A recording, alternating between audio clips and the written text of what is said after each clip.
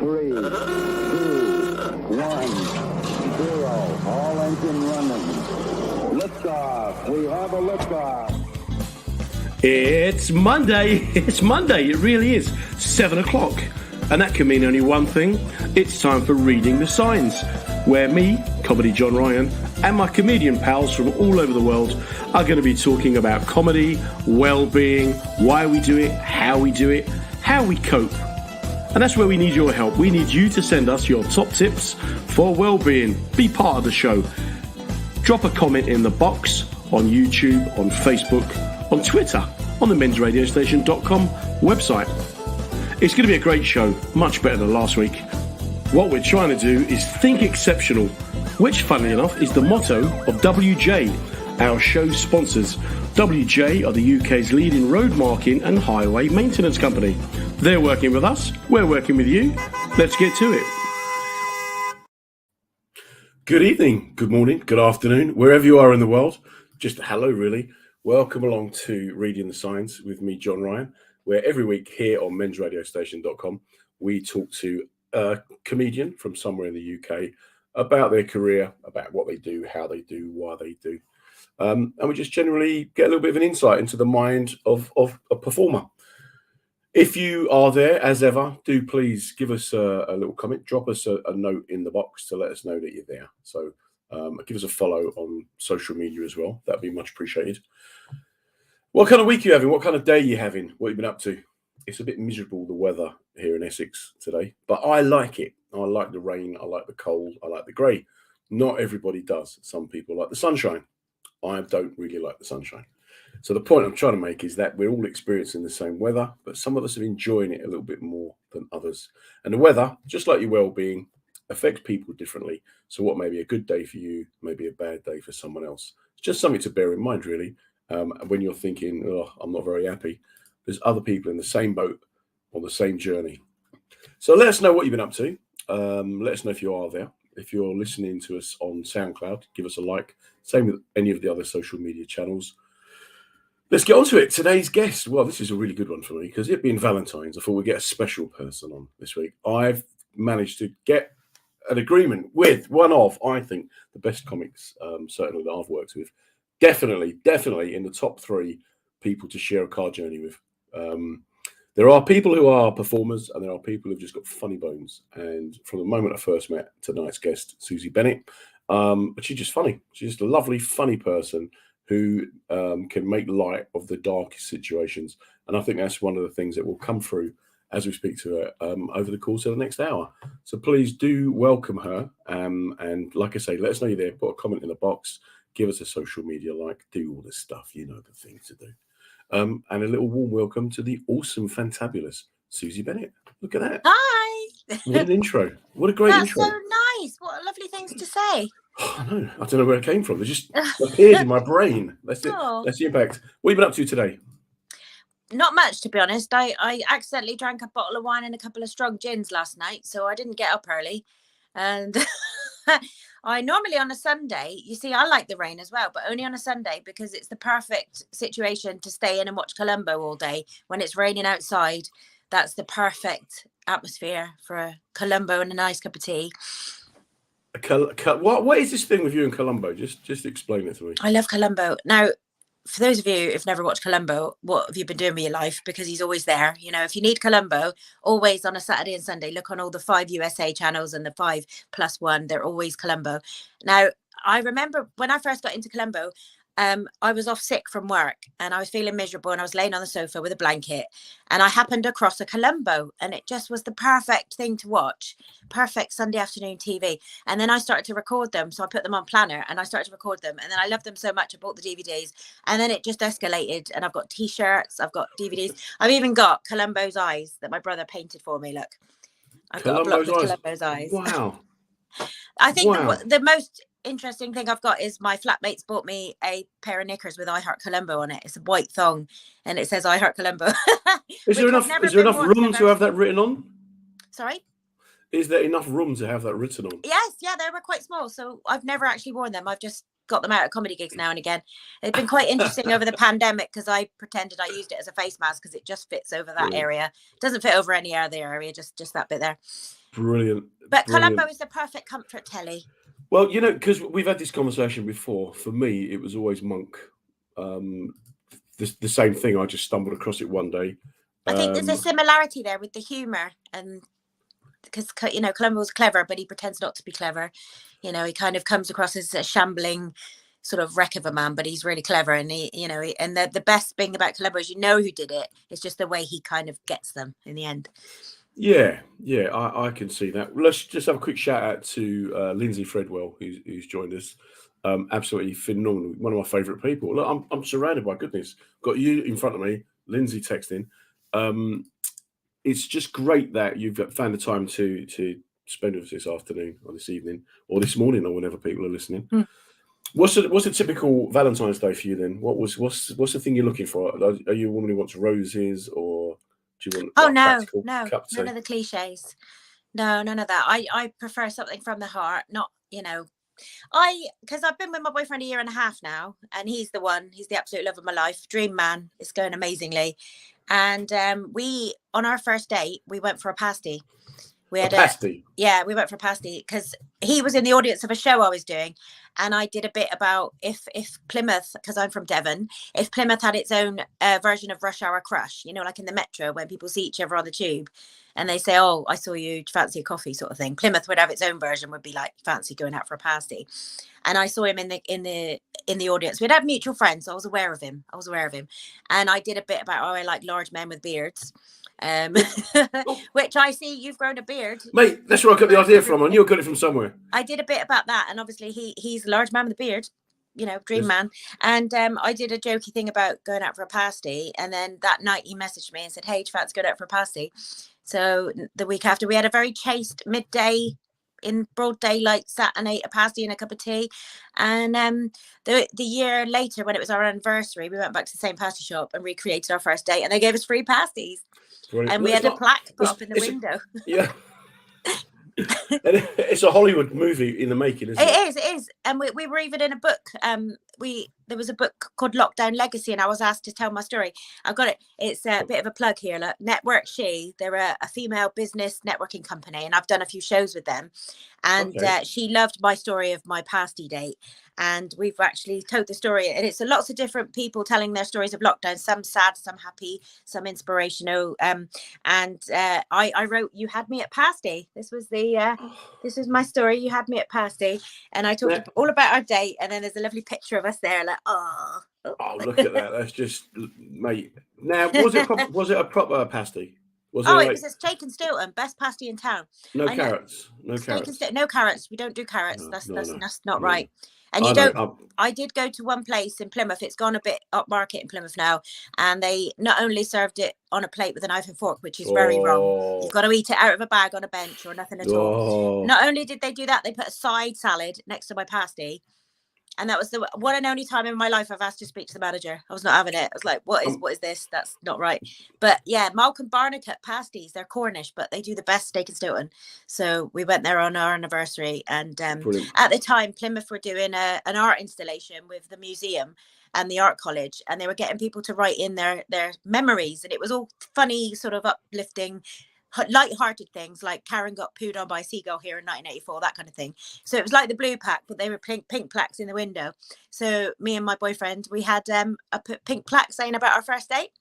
Right. And so we had that up. So we were a little bit famous in the pasty shop that day. Celebrity status. Yep. Well, they do say the way to a man's heart is through his stomach. Oh yeah. Although, was it Joe Brand who said the way to a man's heart is with a long knife through his back? Obviously, we're not going to condone violence of any form or sort. Or so, when you was a kid, how did you fit? Are you right? Do you have brothers and sisters? Yeah, I've got an older brother. He's 2 years older than me. And interestingly, my brother was really into martial arts, and I can see you're sitting in some kind of dojo there. I've been watching. I've been watching Cobra Kai recently, and I can see you're in Miyagi-Do. Just behind you. This is Tashido. So there's actually a Japanese laundry behind me, and it's fine. I actually I love Cobra Kai. I did karate for 4 years when I was younger. Yeah, and I went up to university. I carried it on, not realizing that where karate is very peaceful, believe it or not, martial art. But the locals in Salford all thought that we wanted to fight them, and they would turn up when club finished, stand around outside, wait for us to come out and go, all right, Bruce Lee, do you want some? Yeah. Fancy you? So I used to bring a badminton racket with me. And then I'd walk out with my badminton racket and go, do you want some? I'm just playing badminton. No, Mate. I'm play badminton. That's a good plan. Good plan. Eventually, I'd get caught. Were you funny as a child? I wasn't sure if I was funny, but I used to show off a lot. And I have these early memories because I used to always watch like Kenny Everett and Heidi High and the two Ronnies. I loved all those shows. And I used to do impressions of Kenny Everett. I used to put on the stilettos and do the old Cupid stump with the legs, like best possible taste. And I used to do silly impressions and things like that for my family. But I was into ballet and majorettes and tap dancing. I was always doing some kind of performing. And it wasn't actually, I didn't really do comedy till I was 30. But for years in my 20s, I was an entertainer in holiday parks. And I worked abroad as an entertainer. So I used to be on the microphone all the time, like cracking jokes. And just people would say, oh, you're really funny. So it just kind of developed from there, really. I had a bit of a way in with the holiday parks and the entertaining because I had a microphone in my hand. I was really comfortable in front of audiences, and a lot of people, when they start out in comedy, one of the main things to get over is getting out in front of an audience with a microphone. But I'd already been doing that, so I'd already had that. So I just needed to work on what to talk about. what to talk about, and then what happened when you were at school? Were you an academic? Were you chatty? Were you trouble? What were you like? I was all right. I did used to chat a lot, but I think that's part of being the joker. And I was quite brainy. I was good at English and drama and all those kind of things, but maths and science, no, that wasn't me. But I did well at drama. I was good at all that. And I remember when we left primary school and all the teachers write on your t-shirt, and my teacher put keep up the good work at drama, so I'd always remember that was good. But I only really sort of dipped into amateur theatre when I was a teenager, and I did a bit of that, but I didn't do any funny parts. And then I went off and did a BTEC in performing arts, and I kind of didn't like doing the serious bits. We used to have to do drama and stuff, but I wanted to do Victoria Wood sketches all the time. I just wanted to do impro and just be funny. I wasn't very good at the serious side of things, and so I didn't end up finishing the BTEC. I went off to be a Butlins-Redcoat. Did you go straight into the Redcoat stuff? You didn't have any other jobs? Yeah, I worked as a waitress. I did some general sort of rubbishy, just making money for rent jobs. I was a waitress in a Navy base for a few years. Wow, where was that? It was in Plymouth, HMS Drake, and I used to have to silver serve the officers, and I'm quite a clumsy person, so there was a lot of peas in laps and all that kind of thing going on.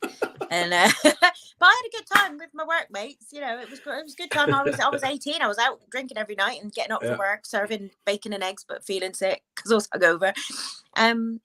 But that's when I started to do the amateur theatre. I thought, I actually still want to perform. So if I could go back in time, maybe I would have gone to drama school or something like that. But I think everything I've done has sort of led to where I am, and has got me different skills and made so many friends around the world, which is brilliant, because now we've got Facebook. I can see these people that I was in a hotel with in Tenerife 30 years ago and be like, oh my God, well, 30. Hang on, how many years ago? 15, 20 years ago. 20. Well, we were talking before we came on here, weren't we, that I met your mate on a cruise ship.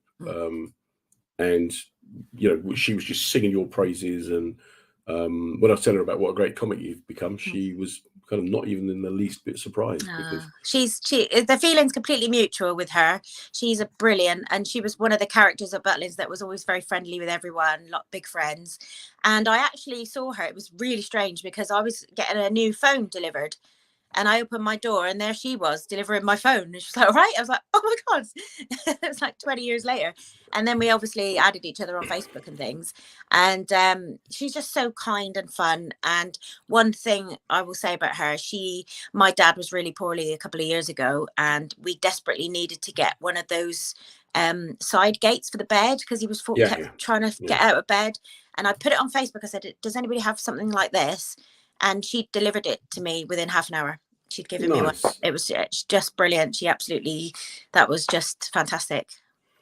So that's the thing, isn't it? Because we travel so much and we've got these kind of scattered employment history, is how we maintain those friendships, how we build friendships. So, for example, I was away last week for a very intensive week, because we're traveling together, we're performing together, then we're traveling around cities together. So you have a day at Barcelona, And there's people that I've spent 10, 12 weeks away with who, if I saw them tomorrow, it's like bang, back onto it. Yeah. And even with yourself, I haven't spoken to you in over a year, but we'll be bang like where we were.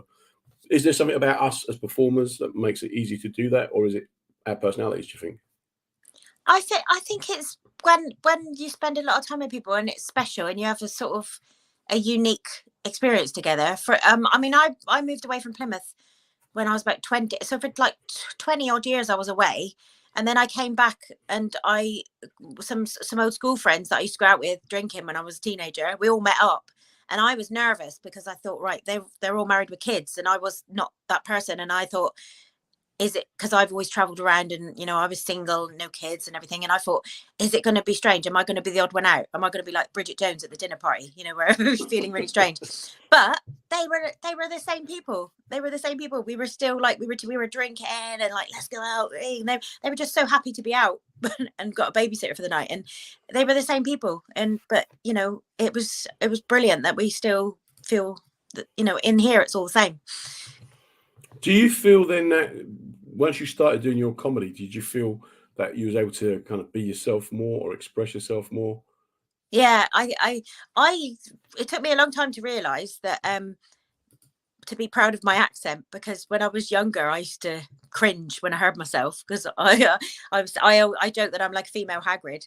And you know, I'm not the most wordy of people. So, you know, when I listen to myself I cringe because I say like all the time, you know, and I'm not the most yeah, see, I've run out of words halfway through a sentence, but I used to hate it. But actually I've realized over the years that people warm to me because of the accent. They love it. And you know, people, the best compliment I get is people coming up to me after a gig saying, oh, I want to be your friend, I want to go for a drink with you, you know, I relate to you. And you know, and I've embraced that now, and I'm a proper flag waving Devonian now. I'm loving being back in Devon and doing lots of local gigs. And yeah, it took me a long time to get back here. Do you think though that what was This Country? Did you watch This Country? Oh, loved it. Yeah. I thought that was something I could have seen you popping up in that. Just that kind of, because it's real. The humor is very much in the moment and Yeah. very kind of observational, descriptive, and things like that. What was the first gig you did? Well, the first official as a stand-up comedian gig was in the final of Jimmy Carr's Comedy Idol, because a friend of mine had gone along, and it was a thing he was doing for his bonus features on his DVD in 2005. This was a long time ago. And we had to do 5 minutes, and I didn't have 5 minutes. I said, I got 5 minutes. He went, oh, please come with me. I don't want to go on my own. So I went, okay, I'll go along. And then I had to wait all day. It was like a bit of an X Factor thing. People were coming and going, and Jimmy Carr was on the panel with some other people. And by the time I got in, I'd been waiting around for sort of 8 hours, and I went in and I sort of cracked a few jokes about the day. And then I went into my material, and Jimmy Carr said, oh, I found you very funny. You're a funny person. You know, before you did your material, you were funnier. And that's been said to me again, you know, that I'm funny as a person. So, you know, my writing I didn't really know how to write comedy at the time, but I got through to the final, and the final was at the Comedy Store. And I got introduced on the stage by Jimmy Carr, and I had to do them, and it was brilliant. And I really enjoyed it. I didn't win. It was an audience vote, and I didn't win, but it went well, and I felt really good. But then it was on the DVD, and I watched the DVD, and I hated it, and I cringed, and it completely put me off. I didn't do anything for about a year. And and then I entered the Funny Women Awards because I thought, oh, I'll give it another go. And then Could you just explain what the Funny Women Awards were? The Funny Women Awards, it's been running since 2003, and it's basically for women and female identifying, and it's just, I mean, it's a platform really for women who want to have a go at comedy. And the awards have been running every year, and they had some like big name winners like Catherine Ryan and London Hughes, Andy Osho, yeah, I accidentally won it in 2006, and I won a holiday. That was one of the things. How did you accidentally win it? I accidentally won it. I think it's because I didn't think I was going to win it. I just thought, oh, well, I've done all right. I've got through. And my mum was coming up to see me at the Comedy Store, and some friends of mine from work had come, and they were all there. And I thought, well, you know, I've got to this will do. And that's all I expected. And then they announced the reverse order, third, second and first place. And the person I thought was going to win came second. So I was stood there with a glass of wine in my hand going, oh, oh, she's come second. Oh, I wonder who's won then. And then they called my name, and my friend had to nudge me and go, it's you. And I was like, what? So, but the best, I mean, I won a holiday to Cyprus, and I took my mum with me. It was like a 4-star holiday, and that was what I kept joking with her. I said, oh, maybe I'll win a holiday, mum. Joking. And then I actually did. And that kind of gave me a bit of a head start, because I'd won a competition. People were then, oh, well, you've just won that, so you're obviously all right, I'll book you. So I didn't have to do traipsing around open mics a lot. So that was great in a way. Because, then, but I think it made me a bit not really try very hard, because I just did gigs when people asked me to do gigs, So then when you started out, do you feel that gave you a hand up entering a female only or female identifying only? Yeah, I think it did. Yeah, definitely. Because, I can now say, well, I won that. So people would think, oh, she's won a competition. So, but I feel like if I knew then what I know now about the industry and all that kind of thing, I could have sort of run with it and sort of got an agent or, done more with it. But I didn't really, because I was still working full time and I was still new. I actually turned down a gig because they said, can you come and do a 15-minute spot?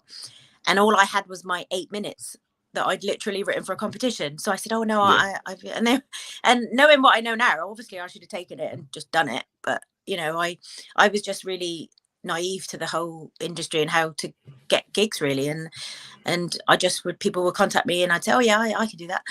So I kind of just floated around doing that for a while. Do you feel, obviously you can only speak from your own experience, but do you think it is harder for women in comedy, or do you think that there should be sort of special kind of dispensation given, or do you think like men just think it's only for men? I think if you'd asked me a few years ago, I would have said yes, but I think it's changed a lot in the last few years. I would say it's actually an advantage now, really, because people are very more aware of the diversity of their lineups, and they say specifically we need a woman for this, because they want to have a diverse lineup. So a few years ago I would have said yeah, definitely, it was harder, but because there used to be that sort of feeling, for instance, I was booked to do like a gentleman's golf day, which is absolute nightmare. And the person who introduced me on said, oh, we've got a female comedian coming on. And then he said, oh, apparently she's quite good. And I was like, why did you just do that? He just threw me under the bus, because it was like he was apologizing for me being there. And why do you have to feel the need to warn them? And they all kind of sitting there crossing their arms going, what? And it was just oh God. It's interesting for me because it's like it implies, I mean, I want a more diverse society. I want fairness and equality. And I realize that for that to happen, we have to in some ways have little protected zones to give people the opportunity. But I'm always fascinated by the fact that the default position for comic is male, right? And you go, well, why is that? Because I live with a woman who's hilarious. I had 2 very funny sisters. My mum's sense of humor. When I do Irish Centre gigs, I just come out with some of my mum's phrases, and people they wet themselves. This is hilarious. So I've always been around women who are funny, maybe confident and strong, will like make you laugh or knock you out. So when I came onto the circuit, that was one of the big things for me that I couldn't understand why companies would go, well, it's just a girl, or here, get ready, there's a woman coming on now, but don't worry, I'll be back in 20 minutes. And that people don't believe it, but that gets said. Things like that get said quite a lot. And you have to ask yourself then, is it then, so like you mentioned people who define themselves as female, or and this is a big issue on the comedy circuit at the moment, which again I don't understand, because your life has no impact on me unless you live next door to me and I'm not allowed to use your recycling bins. It's that thing of what does it matter to me if you're gay, straight, trans, whatever. And so again, I think the comedy circuit is like 25-30 years behind the times. And I watch people like yourself, because you're a bit of a pioneer now. Look, it's Sajila now. Finally on TV, right? You are. You're like one of them trendsetters. They'll be wearing T-shirts with your face on soon. I got my Golden Girls T-shirt on. Look, I'm bigging up the Stay Golden, the older women. Well, do you know what's interesting? I read that the Golden Girls were actually younger than the Sex and the City girls now. Yeah. Isn't it crazy? And it's the 80s. It's the hairstyles. It's the whole perm situation. Yeah. I I've got an auntie, she's 72 now, and I went to stay with her in Florida, and it completely changed my outlook about age and everything, because her and her mates, they were like the Sex and the City girls. They would go out drinking cocktails, sitting on the beach, living the best life. Brilliant. And I just thought, oh wow, because I used to think of the 70s, you'd think of like the Queen with a perm or something, but now it's like, yeah, Helen Mirren the other day was on Graham Norton, and I was like, amazing. Look at her, she's so cool. Yeah, and you have to. I can't remember. She's in her 70s, isn't she? I think so. Yeah. She's wearing these crazy biker boots with buckles on. I was like, oh yes, Helen. Rock that look. If ever you want to see a cringe-worthy bit of television, go on YouTube and Google Helen Mirren Michael Parkinson interview. I've seen it. Horrendous. Oh, and he says about her being sexy, and does it put people off her acting or something like that? And ooh. But the thing is, how much has changed? Because let's be honest, you go on stage, and I think you're judged differently to how I'd be judged. So I can be fat, scruffy, have a beard, be a bit of a mess, and people go, "Well, you're a comic. You're meant to be a bit of a mess." But when I've noticed female acts going on, if they look too hot, it turns off all the women and all the blokes, change their vibe. So how do you counter that? Is there a strategy? Do you kind of not wash for a couple of days? I just mentioned that I'm 45. I'm no threat to anyone. I just, I show them my neck, got the wrinkly neck thing going on. I have seen a lot of newer female comics, and a lot of us, mostly our default mode is self-deprecation, and we talk about our wobbly bits and talk about things like that. But I have seen a couple of very pretty sort of model-like comedians come on, and they talk about, oh, it's so difficult being so pretty and stuff like that. And you do get a sense from the audience, like, oh, because they're. You can sort of say, well, what's wrong with being confident and loving yourself, but that kind of, you want the audience to be on your side and identify. That's what I like. I'm relatable because I talk about my belly and my tights are falling down because my belly's so big and all that stuff. But is it then that we need to train the boys to kind of go, no, look, you can't be doing that, because we know that there are a lot of promiscuous men on the circuit, as well as, and why not, and women, as long as it's all consent and the rest of it. However, the women are still judged differently by it and for it in 2022. And I think audiences do that as well, which is why I remember once being at the Comedy Store, and the compere, for some reason in the interval, tried on the lipstick of her mate.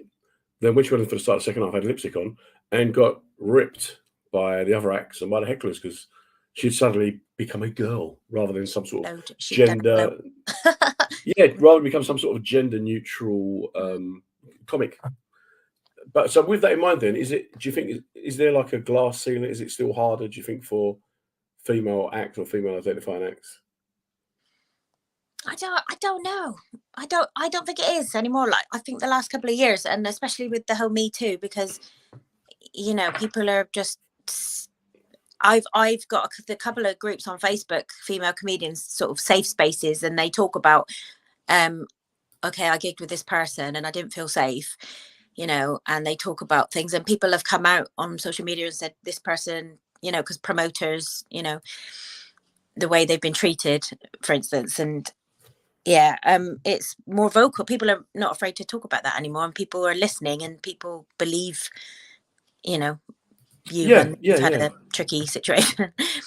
But I think that whole Me Too thing, what fascinated me was that, if you remember, at Edinburgh about 5 years ago, we started up get a safe taxis home for women from the venues, and a lot of the lads started complaining. I know. Was like, what is wrong with you people? It always happens because it's not about them. There is an issue as well. Of course, men can be attacked and feel vulnerable, but at this point, it was just after a female comedian was murdered walking back from a gig, and that's what brought it out into the open. And that, obviously it was a brilliant thing, because Angela Barnes was starting it, wasn't she? And because I haven't been to Edinburgh for years. But it's a brilliant thing, and I if there was a man who was feeling that way, I'd like to let them use it as well. But it's like when you put something, there's a charity, and someone says, oh, but what about this charity? It's like, we're not talking about that whole what about it always happens. It's like the whole International Men's Day thing that Richard Herring used to do on Twitter, where he would sit there for a whole day answering people who'd said, "Oh, well, what about International Wednesday?" And he'd tell them when well, this is your day. You've got one. Yeah, because it'd be International Women's Day, and then people go, "Yeah, what about men?" Well, it's Yeah, again at the that's moment. it. They hijack it, and I often start with a routine about that I'm a white male, middle-aged European man. When's it going to be our turn? When are we going to get benefits? And I've had to stop doing it in certain rooms because there's men going, "Yeah, actually, that's a fair point. Why are all like the blacks and the gays and the women? What about us straight white blokes?" So we've only been we was only on top for like since the Stone Age. Yeah.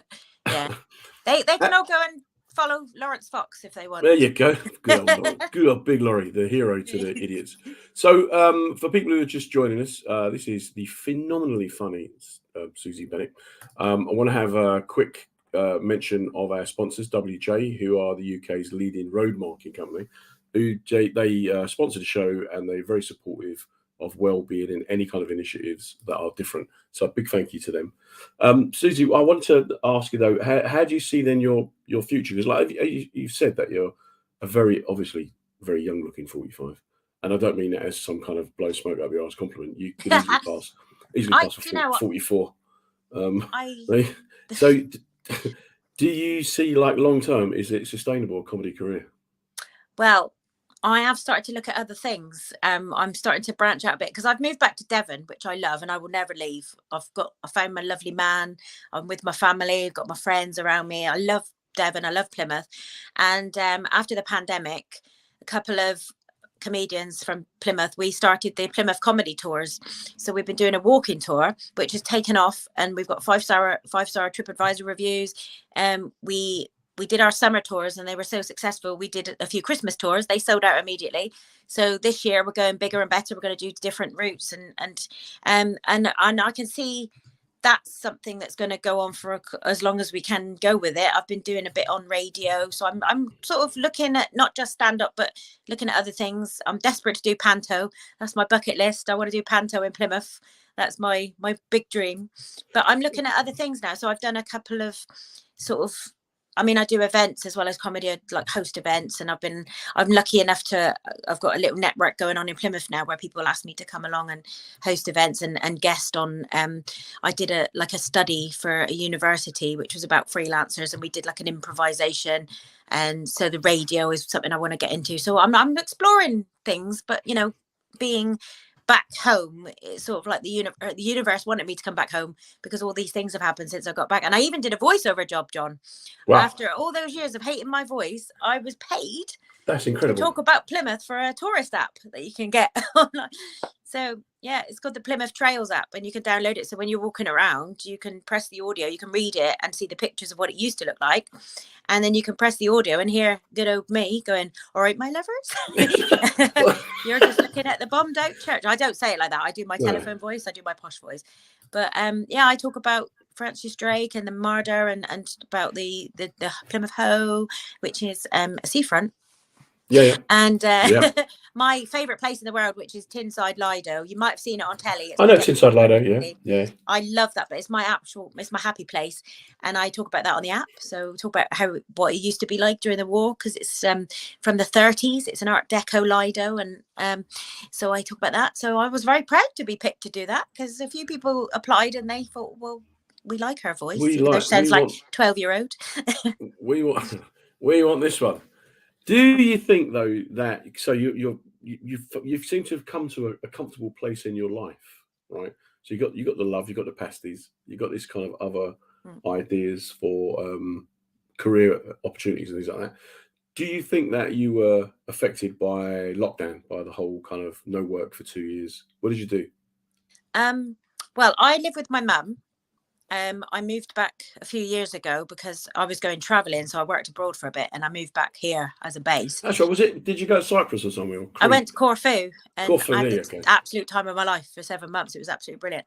And then obviously all my gigs got cancelled during the lockdown, but my dad had passed away 2019. So October 2019, me and my mum had already gone into lockdown. So we were sort of staying in, drinking gin and sort of having our little moment of, you know, we were grieving and we sort of just stayed in our little comfort blanket. And then suddenly lockdown happened and we were like, well, we've been doing this for months already. We've been already locked ourselves down. So, you know, we just kind of got through it by, we ordered a lot of feel-good books. I read a lot of books that were set in little Cornish villages about nice people, proper escapism. We read every book that we could that was just a nice sort of sitting in the garden book. And I did some Zoom gigs and that was nice. That kept me ticking over. I did some regular ones. So I did that. And then I got the voiceover job that happened. I had to go in and it was, you know, but I genuinely thought, that's it now. What am I going to do? Because I don't think gigs will ever happen again. And for a while I was thinking, well, what will I do now? And luckily we did. I then started to get the outdoor gigs and I was like, oh, this is great. We can still do this. And I was thinking, will people come out? But I actually found that the audiences were much more like, I don't want to use the word grateful, but they were like just loving being out and really happy to be at live comedy. And that's when I met my boyfriend, because he came to the outdoor gig. So it all fits in, doesn't it? It all, yeah, things he'd been happen watching for me a on reason. Zoom. He'd come to the couple of the Zoom gigs, so I was aware that he was there. And actually, that in the book I mentioned earlier, the subtitle was Zoom. Just one look and my heart went boom, because you know, he'd been lurking. And then so outdoor gigs, I was like, this is brilliant, we can do it. And then suddenly it started happening. And then I had this lovely relationship with the two guys that I do Plymouth comedy tours with. We did a lot of local gigs, and a lot of local Plymouth businesses were having sort of a Friday night, because people were working from home, so they'd have a Friday night comedy thing for their office and we'd come on and entertain them. So it became a thing that we were getting all these businesses saying, oh, let's cheer up our staff, we're going to have like a night of comedy online. So that became, you know, a bit of a rolling thing. But yeah, I've just been busier than ever now, and I'm so grateful that everything's back. And you know, Do you think everything is back, or at the back of your mind you worry that it may go again?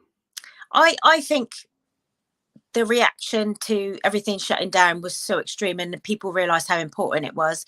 I mean, things like I had theatre tickets that I've been waiting for 2 years to watch the shows, and I don't think it will. If we did go into another lockdown, it wouldn't be as extreme. I think, you know, we would still do outdoor things, but I do think it's back, and the walking tours as well.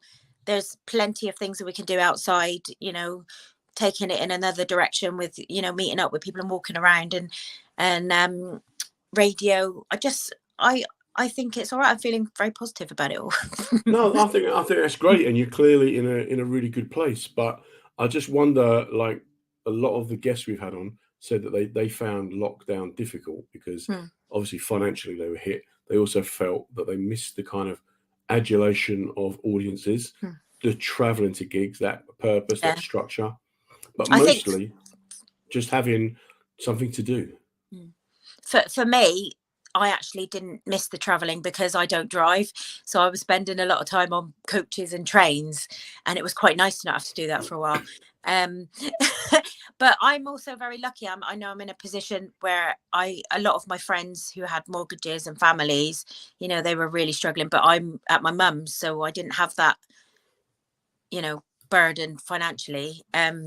So, you know, I was all right. I was counting my blessings, really.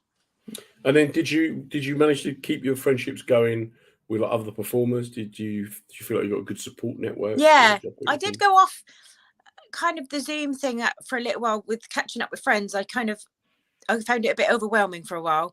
You know, you start off and you're doing quizzes with everyone and you're having like catch ups with friends. And I think that petered out after a few months. I was just kind of like, I don't really, there's nothing new to say. Do you know what I mean? So I was kind of like, yeah, what you been up to this week? I went to the front room. Yeah, I was doing more texting rather than phoning because I found it all a bit overwhelming. And you know, me and my mum were quite low anyway because of dad, so we were kind of just supporting each other. So we had that, but we also in a way we were just grateful that he went before it all happened, because that would have been horrible to not be able to be with him and things like that. So.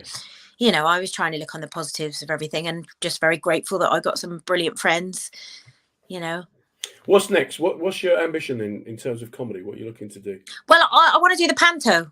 So this is the thing. This is my one. If people said to me, "What was your?" I wouldn't say Live at the Apollo. I would say I want to do the panto in Plymouth, because I used to go when I was a child with my grandparents, and I seen all the greats, all like Danny LaRue, Brian Connolly, Leslie Joseph out of Birds of a Feather. They've all been to Plymouth, got Gwan, all of them.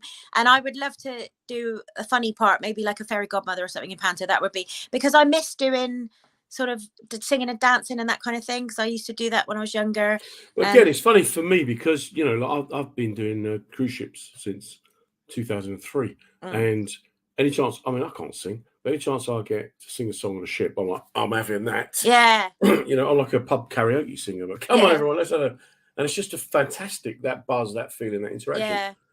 The closest I got was that when I worked a few years ago, I went to Corfu for 7 months, and I was working as an entertainer, and I used to do aqua aerobics with the audience, with the guests, and I would do funny aqua aerobics. So I would do like Gangnam Style and all that kind of stuff, and people loved it, and people would video me, and then I would jump in the pool. I got this guy to do the dirty dancing lift with me in the pool, and I met some amazing people. It was just such a brilliant thing to do. I just kind of wanted to go away somewhere sunny and just be in one place, because I think I was a bit lonely traveling around on my own all the time, and I thought I want to go and just be in one place and meet people and have, you know, and I made some brilliant friends, and lots of couples were there, got to know them a lot, and I got given a postcard, but I've got it here because I've kept this and I use it as bookmark sometimes, and there was a really nice couple I got to know quite a lot, and this was 2017, so there'd been a terrorist attack in London and the Manchester Arena bombings happened, so it was all in that time. And can I read it out to you? Please do. I love this so much. Dear Susie, thank you for making our holiday such fun. Recent events in Manchester and London can distort our faith in human nature if we are not vigilant. Comedy is such a powerful weapon. Our personal lives throw up challenges, and making people laugh is a wonderful release. Don't ever underestimate your ability to make people laugh and its importance in contributing to a sense of well-being. Don't forget, there is a very lovely man out there who you will meet one day. Much love and respect. That's nice. So nice, isn't it? And I did meet the lovely man eventually. No, but it's nice though that, first of all, people have taken the time to show that they appreciate what you've done and that they care about you, but also that that's a lasting legacy that you can look at in your tough times or your down times or whatever. Yeah. I'm naturally a bit of a loner, and so I've learned how to be sociable, and I've learned the process of being funny. But left to my own devices, like lockdown was easy for me because I don't really need to interact or engage with anyone. But people like yourself, it's like you come alive. I physically see you grow. I remember when we went to Epsom or somewhere, I think it was, and we picked you up, if you remember, me and my son and my daughter picked you up, drove down there. You'd done your hair in the car, got dressed in the car, jabbered, and my daughter still thinks you're one of the funniest people she's ever met in her life. But you just grew and grew. It wasn't like you had to switch on. Me, I switch on or switch off. But it's just there. It's just this big bundle of kind of relentless energy. And I just wondered then, when it gets a bit tough, now you've got your letter, do you have other things that work for you? Well, and your Colombo knickers, of course. Let's not forget. Yeah, my Colombo knickers. I'm surrounded by inspirational things. Like I've got this, like my friend sent me, think of me as your cheerleader, and I'm surrounded by lovely pictures of friends and cards, and I got this, like my niece, like auntie, like a mum, only cooler, which brilliant, mate. I totally bought and wrapped up and told her to give to me. So, but honestly, it was a few years ago. It was a very different story. And you said about me being a passenger in the car. I've had times, and my two besties in Plymouth, David and Christian, the comedians I do the tour with, we've done so many car trips together where I've been having a terrible time and I've cried the whole journey and just talked about what was going on at the time. And they've just been so wonderful to me. And now it's completely different. I've met my lovely man and I'm much happier. And I say to them, oh God, thank you for that. What you know, that all those times I used to cry on your shoulders, and and they're just so happy for me. They're like, it's just amazing how it's all come together. I was meant to come down to Devon for a reason, and it was when I was happy with myself and I didn't want anyone in my life. That's when it happened. And like you say about being a loner, I went through quite a long time of going to the cinema on my own, going Yeah, I swimming. remember I you love talking about swimming. it. You I were used to one of the go- first people I knew who got one of those monthly cinema Oh yeah. cards, and you used to Oh, recommend I films to used me. to I'm like, you go can't surely so be watching much, all these honestly. films. I used to plan my whole day around it and go see 2 films, and it was just the best, like, self-care, they'd call it now, wouldn't they? Just go and just really involve yourself in a film. And I'd love those days, just on my own with a coffee and my jacket over me, just watching films. And I'd go swimming on my own and just feel happy. And I didn't really need anyone in my life. And I had a couple of horrible relationships with people who were turned out to be narcissists, which I've learned a lot about in the last few years. I feel like I could spot one from a mile away. But it was when, and I actually said to my friends, oh, I think I'm going to stay single now, and I'm quite happy with that, actually.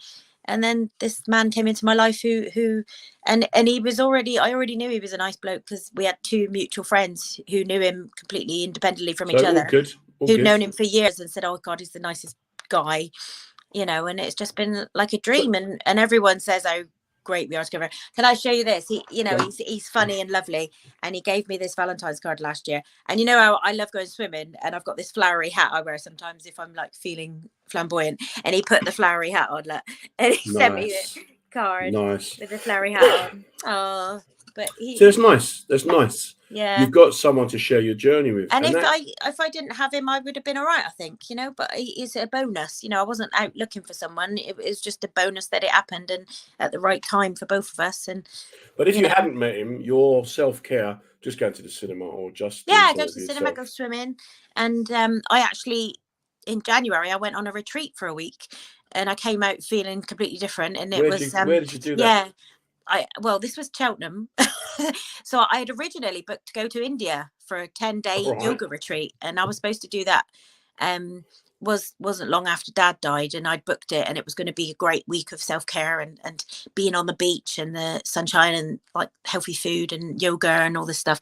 And then unfortunately it got cancelled because of the pandemic, and the money was sort of sat there for a couple of years, and I thought, well, I want to do something good with it.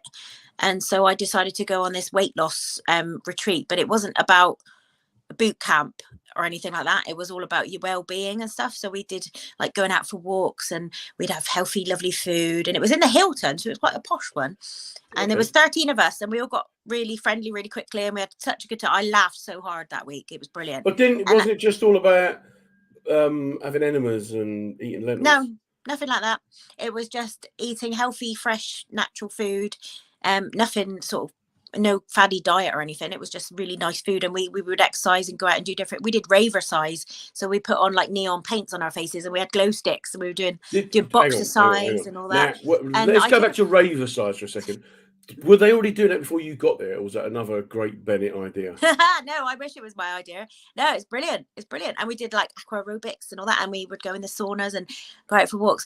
And the food was lush. And I learned a lot about nutrition, and I learned a lot about well-being and bad habits and breaking habits. And one of the reasons I went was because I wanted to get out of bad habits of sitting and eating in front of the telly mindlessly and that kind of thing.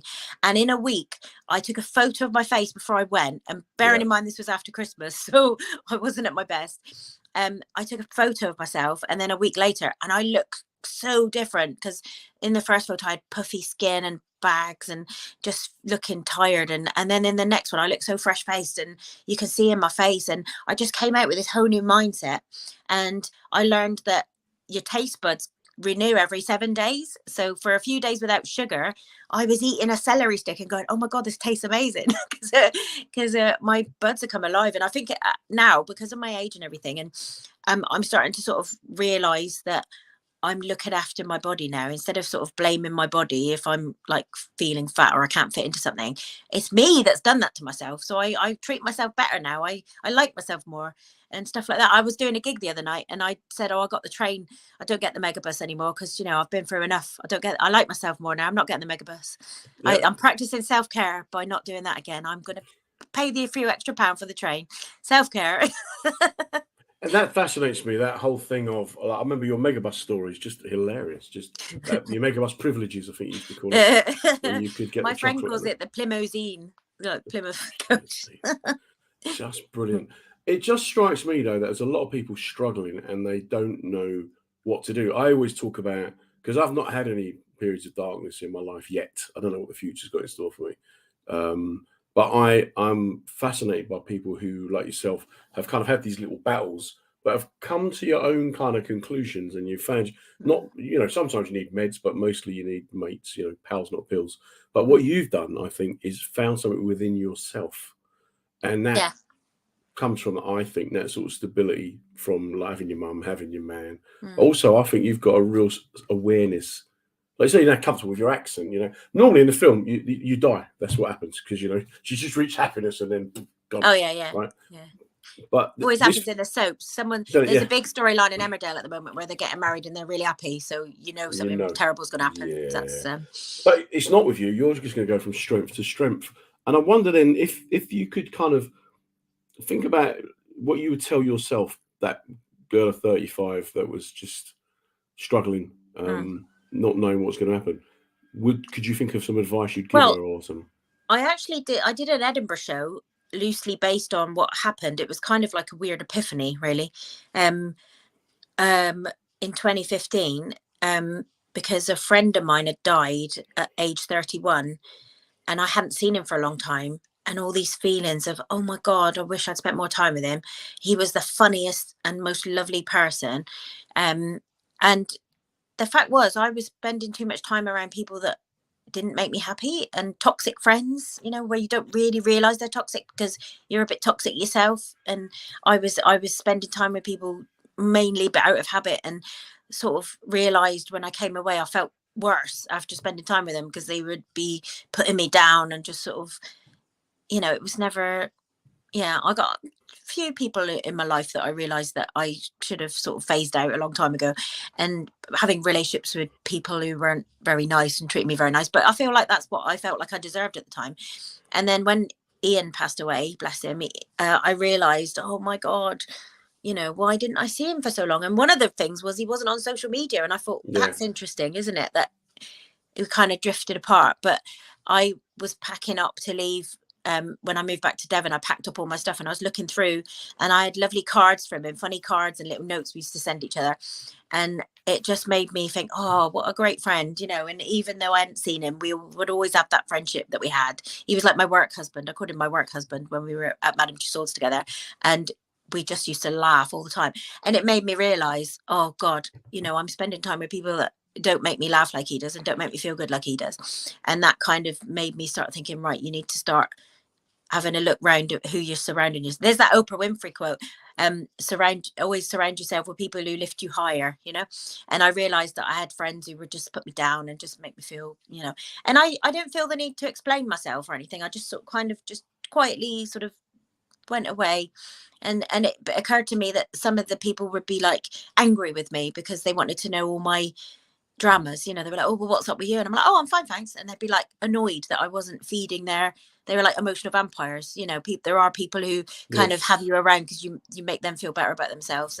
And when I started to feel better, I didn't feel the need to sort of, be around these people. And I started to contact people I hadn't seen for a while and be like, hey, you on? And I was making more of an effort with friends. I was, right, I'm doing a gig in this town. Who have I not seen for a while? Who lives there? Yeah. And I was meeting up with people and reconnecting with people I used to work with, and, got rid of the rubbish man, and, started to sort of like myself better and treat myself better and just, and it's learning to be comfortable. It was like, isn't whoa. It? Comfortable with your own decisions. Mate, I could talk to you for hours. As always, the hour has flown by. I will put up your details of your walking tours. Yes. Come and visit and have a walking tour. Well, it'll change your life. We do Plymouth bingo and everything. Plymouth bingo. It's just, mate, I'm on my way. That just to me is like, the only problem with Plymouth is that it's miles away from Plymouth. It's like you drive for 5 hours and you're at Exeter and you've got another 2 hours to go. It's miles away from anywhere. They built it in the wrong place, but there you go. But look, thank you so much for taking time. Thank you. It's been really lovely to see you and chat. And I hope some people might take away if I'm down, I watch the film The Holiday, because I identify with Kate Winslet in that film. You have gumption. Get a bit of gumption. You take care. Speak soon, yeah? Thank you. Take care. Bye, everybody. Bye. That was Suzy Bennett. Absolutely amazing performer, but a really lovely person. What Suzy was saying there, very, very interesting. Quite a lot of really good tips, actually. keeping away from toxic people is one of my mantras. I realise that the closest person I dislike lives probably about 20 miles away from me now. I just don't do it. It means having clear boundaries, but it also means being selfish. But being selfish is also about self-care. Don't be embarrassed or ashamed just because you don't want to be around with people. The word no is one of the most powerful words in the English dictionary. And as Suzy showed there, get positive things. If you can't have positive people around you, keep positive mementos. If someone writes you a card, keep hold of it, look at it in your darkest times. And don't be scared to send someone a card or send someone a text message or send someone a note. And especially for the men, if you've got a mate you haven't heard from in a while, ring them up. Send them a text, go, what are you up to, buddy? Do you want to meet up for a coffee? Or hope all is well, or I'm thinking of you, or whatever. Be the difference and make the difference. My top tips of well-being always is about reframing unhelpful thoughts. But don't let the monkey voice in your head tell you what you can do, what you can't do. Don't let your own inner monologue tell you that you're not good enough, because you are good enough. Let's be honest. We're all here. So we all survived conception. We all set off on that race that night to fertilize that egg, and we are the people who made it. So nothing wrong with putting yourself first or being selfish. Some meaningful hobbies, always good, like Suzy's saying. Although she's doing a walking tour, it's actually a bit of exercise and fresh air. And it's about being in the present. Enjoy the moment. Don't think, oh, well, I was happier then, or I'm going to be happier in the future. It's about thinking, what can I do to just enjoy today? Connecting with others is great. Living a healthy life. Like, that was a great tip she gave us, that her retreat to Cheltenham, to actually go, you know what, I'm not going to lie on a beach. I'm going to go and improve myself.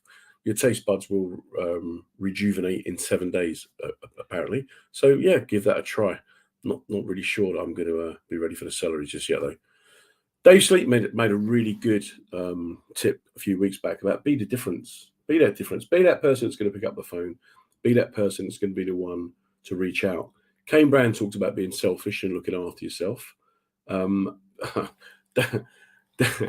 Danny, bless him, Danny Postel, make other people happy. I guess that's what comedians do, really. We make people laugh, and in making people laugh, we feel good about ourselves. Jen Bristow talks about swimming in cold water. I'm still not ready for that. Jen, I'm sorry. You know, think the world of you, mate, but I don't think you're going to persuade me for that one. Andre, back in New Zealand, Andre King talked about talking, trouble shared is a trouble halved. But Philip Simon said being stubborn as well. So there's loads and loads of these great tips, and there's lots more of this kind of stuff on the mensradiostation.com website and the womensradiostation.com. Let's not forget. There's shows on there 24 hours a day, 7 days a week. Different people talking about different areas of well-being, wellness, and mental health.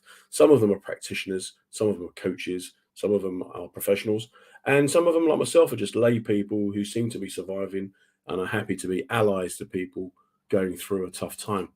Because as I've mentioned repeatedly, I've not had any mental health problems yet. I don't know what the future's got in store for me.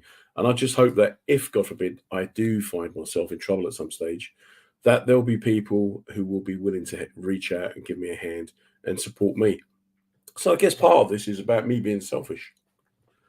You can listen to the show again on Facebook and on the mensradiostation.com website. It's also links on Twitter, LinkedIn, Instagram as well, and on the Deluxe Radio Network, which I think you can, if you want to listen, you'll find it.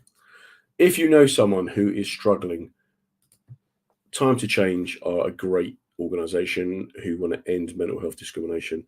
You can just type in Time to Change and you'll get that. Mind, M-I-N-D, the mental health charity, feel that no one has to face a mental health problem alone.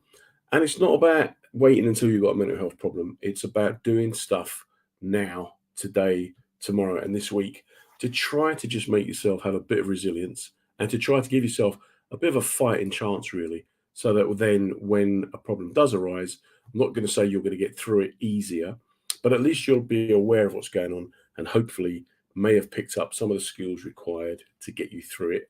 And some of those skills I'm hoping you'd have learned from listening to us here every Monday night at 7 o'clock. Do stay safe this week, and whatever you're doing, just try and enjoy it, and then just try and be the difference. Try and, someone's in trouble, reach out. If you're in trouble, reach out. Let's just all be part of a big connective family, and that's what we are here at mensradiostation.com. Take care. See you next week. 3, 2, 1.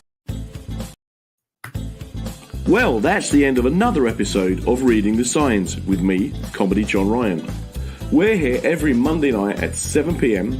talking with comedians about mental wellness, mental well-being, and just trying to get the conversation going. What we're trying to do is show that it's good to talk, and we're also trying to show that everybody can go through the same experiences. A massive thank you to the WJ Group who sponsored the show, showing their commitment not just to mental well-being, but also to reaching as broad an audience as possible. It's great to be part of the mensradiostation.com family, so do check us out on the website, on social media. We'll be back next Monday. You take care. Stay safe, everybody.